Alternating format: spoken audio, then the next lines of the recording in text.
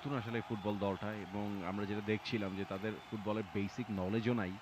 এবার কিন্তু গোল হতে পারে। একটা চমৎকার শট লং রেঞ্জে বার পোস্টে লেগে ফেরত আসলো। আবারও কিন্তু রশ্মি কুমারী ওয়ান্স এগেইন।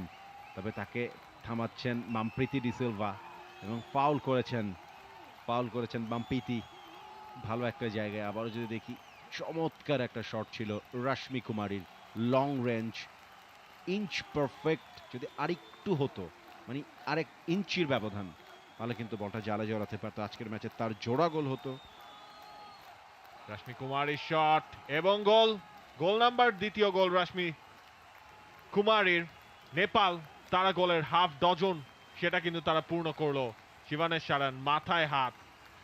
বান্দারা তিনি কিন্তু পরাস্ত হয়েছেন, ড্রাইভটা করেছিলেন, তবে লেট ড্রাইভ সেখানে কিন্তু ছিল, সে কারণে গোলটা আদায় করে নিতে কোনো সমস্যা হয়নি রশ্মি কুমারীর।